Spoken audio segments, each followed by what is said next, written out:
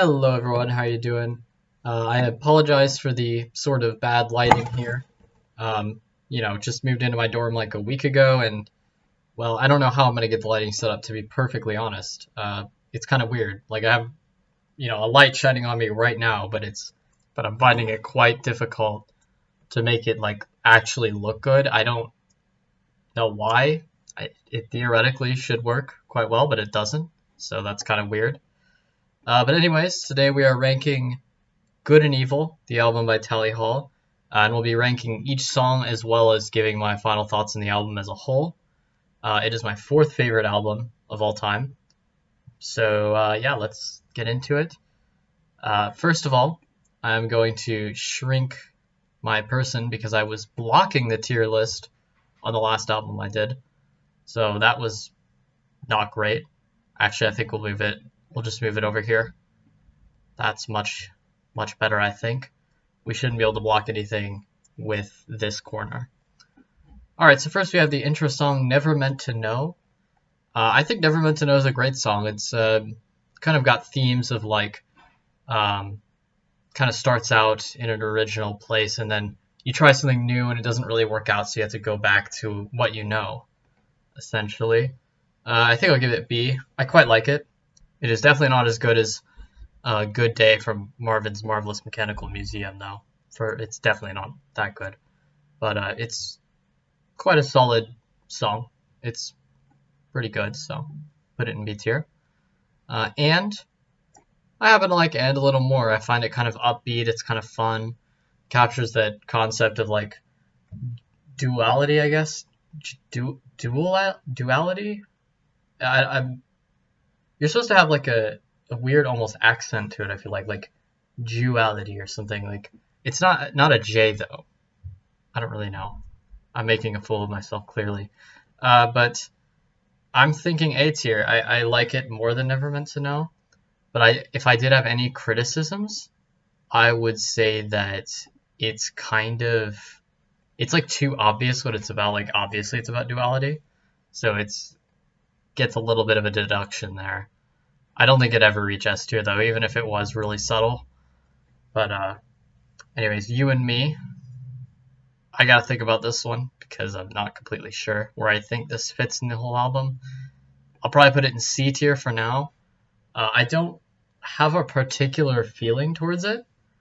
I think some of the chorus is pretty nice, and I think it's like this kind of nice song to listen to. It's just it's like a song when you wake up in the morning and you're going for a walk and you're just like, singing You and Me. It's just a very fun little song that you could just listen to when you wake up in the morning, that kind of thing. But I'd probably put it in C. It's not that great, but it's decent. Cannibal. I'd probably put it in B, but lower than Never Meant to Know. I think it's pretty like, it's a pretty simple song, really, but it's very catchy. It's pretty fun. So I'll probably put it in B. A lot of these are a lot more subjective, I think, than the Marvin's Marvelous Mechanical Museum album, because it feels like each song in that one is very distinct and very lovable in their own ways, and I don't feel the same way about Good and Evil, unfortunately. But I'll give my overall thoughts of the album near the end, for the most part. But yeah, Cannibal, B tier. Who You Are. This is the worst song of the album. I'm pretty confident saying that. Who You Are is boring. Okay, I'm going to be completely honest. It's pretty boring. It's not bad. It's not a bad song. I enjoy listening to it. But they were trying to go for this like almost heartfelt kind of vibe to the song. And it didn't really work for me. I didn't really feel that way. I felt mostly bored a little bit with it. However, as I said, it's still like a good song. I just don't think that there's much to it that makes it very unique or good or anything like that. Nothing particularly good, at least. It's a 6 out of 10 song. I don't think it's bad at all, but could have been a lot better, to be honest. Sacred Beast.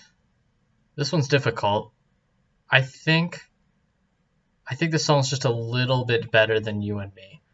I think I really like the background instruments, like the kind of techno-y feel that it has. And I really like the almost chillness of the song, and it's got some interesting melodies going on with it. And also, you love humming that one part where they're like, "Love was never more than going," and then they hum or whatever. That part's always fun, right? So yeah, I like Sacred Beast, but I wouldn't say it's incredible or anything. It's just pretty good. Uh, Probably 7 out of 10. But anyways, we're gonna go on to Hymn for a Scarecrow. So Hymn for a Scarecrow is actually my favorite song of the album. I really dig this song. It's very interesting on what they're trying to say as like a concept. I don't quite understand what they're trying to say with the song. There's definitely something subtle going on though. So it's basically about like, I think a scarecrow flying in the wind, and they're constantly saying like, the wind knows or something, like the wind knows that you want to die or something. They reveal that part at the end, and that's like a very powerful moment of the song. And I try to figure out what it's about, but I honestly don't have a clue. I was honestly, I had a theory at some point, but I don't really remember what it is. But it's just, it's such a beautiful song, and like the composition of it, the way it builds on itself, the subtle themes that it puts through the song. It's really, really good. And the kind of folk elements of the song, I think they work really well. And I really like that part where they constantly say fly over and over again, and it kind of keeps building and building and building until it hits that some of us wonder if you want to die, that like really powerful part at the end of the song. It's a really good song. Definitely my favorite of the album. Actually, not by far, and we'll get to that later, but it's definitely the best, I think. And next we have A Lady, and I will put A Lady as my second favorite so far.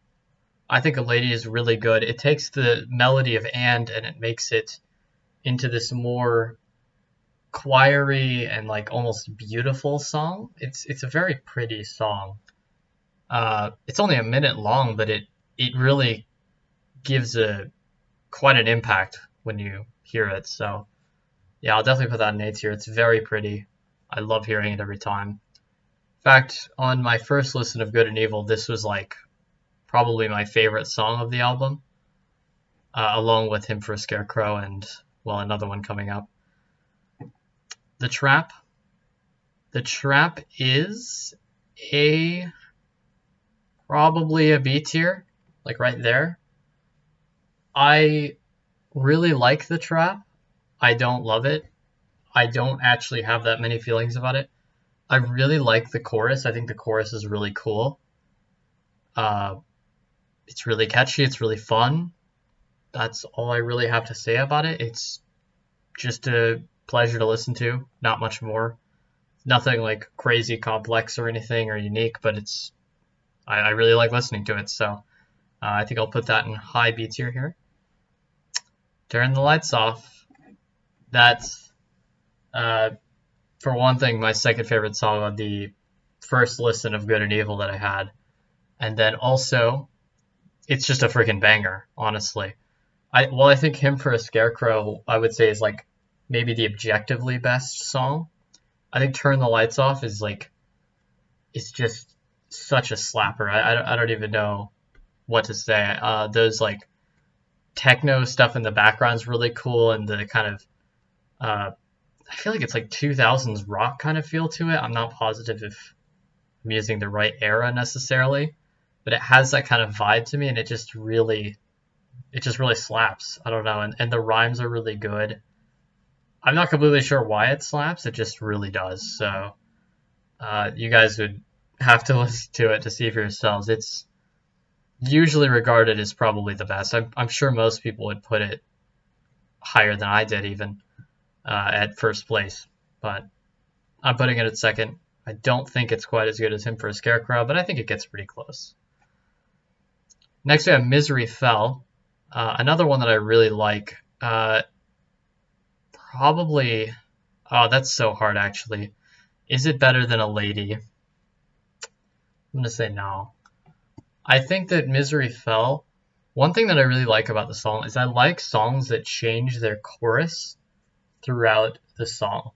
So a good example of this would be Bruno Mars's song "When I Was Your Man," where at first he was saying like, "Oh, I should have brought you flowers. I should have held your hand," and then at the end of the song, Bruno Mars kind of like accepts that he needs to wish this girl like to have a happy relationship with the man she's with, and says like, I hope he buys you flowers. I hope he holds your hand. And it's like a really sweet moment because you can see the progression of the sort of main character of the song. And you get that a little bit with Misery Fell. It's not quite as powerful, I don't think. But the chorus is just one main thing for most of the song. And then at the end, it like builds on itself in this like really banger ending, I would say. I think you just have to listen to it for yourself, but it like expands, and it's like the first time you hear it, it's incredible. Like it was definitely one of my favorite songs in the first listen. So yeah, that's where I put Misery Fell. Next we have Out in the Twilight. Definitely one of my least favorites. I don't care for it. I don't know why. Like it's just kind of boring, honestly. I kind of have very similar feelings about it with Who You Are.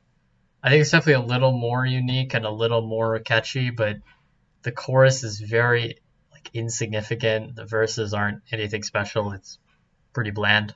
Next we have You. And I honestly don't know where to place this. It's really difficult. Probably there. I think You is pretty good. It's just not that great. I kind of like the tone they're going for, kind of this like sweet song, you know. That's just the kind of vibe that it has. But I think that it could have been better, I guess. It didn't really strike me as something incredible, I guess. So I think I would just put it kind of in the lower half of the album, but it's still pretty good. So yeah, and Fate of the Stars, this one's really hard for me. I'm going to be honest, I don't care for it that much. I think that as an ending, Good and Evil in general just doesn't really do that great. I do like the very last 2 minutes with that really relaxing, like, would it be guitar, I guess? I think that part's really like nice and calming to listen to, but I don't actually care for the real part of the song, if that makes any sense. But I think it's still pretty good. I will put it above Cannibal, I think. So pretty much in the middle of the album, which is not good for a finale, because Fate of the Stars is the finale of the album, which is kind of unfortunate. But yeah, it doesn't strike me as like all that interesting or all that impactful or anything. It just kind of feels like a pretty middle of the road thing where it's pretty good, but it's nothing special.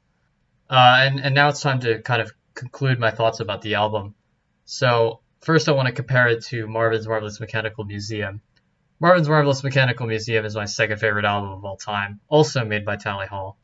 And that album delivers really well, if that makes any sense. Every song is like really unique. It's just every song is like a banger, to be completely honest. It's really good in every way. And it has a lot of personality too. There is a lot of personality involved with Marvin's Marvelous Mechanical Museum. And unfortunately, I feel like with Good and Evil, I think that personality and uniqueness kind of gets shafted for a more serious tone. And also, all the songs in here are not as consistent as Marvin's Marvelous Mechanical Museum. With Marvin's Marvelous Mechanical Museum, you get very consistent bangers, but with Good and Evil, you know, you do have some bangers like basically these top 3 tiers, but then you have some others that are just not really holding up as well. And so, yeah, especially these two, like these two really kill the album in some ways. But that's kind of my main problem is it lacks uniqueness and it lacks that wacky tone that Marvin's Marvelous Mechanical Museum did so great at having. Another thing I wanted to say about the album is that kind of its inconsistencies, honestly. I feel like the beginning of the album's pretty okay, and then the middle of the album is really good. Because I mean, there are those 5 consecutive songs that are amazing. Let me find them. Oh, yeah, Hymn for a Scarecrow, and then you got A Lady, and then you have The Trap, Turn the Lights Off, and Misery Fell. All of those consecutively. So the middle of the album is incredible. Like that's pretty much on par with like Marvin's Marvelous Mechanical Museum, I would say, that middle section. But then you get the end section, which is actually, in my opinion, probably the worst part of the album, which is really bad considering that it's the end of the album, you know? Because, yeah, this song's boring, this song's like decent, and then this song is kind of subpar for what a finale should be, I feel like. And overall, I think that the album, it doesn't conclude in a way that I would want it to, I guess. But I know it sounds like I'm, shitting on the album, but it's a really good album. I'm not gonna lie about that. It's like a legitimately really good album. And even the worst songs in here, I still like these songs. I just think that in comparison to Marvin's Marvelous Mechanical Museum, it was quite a big downgrade, I think. But overall, great album. I'd probably give it a 7 out of 10, probably on the higher end even. I think it's pretty great.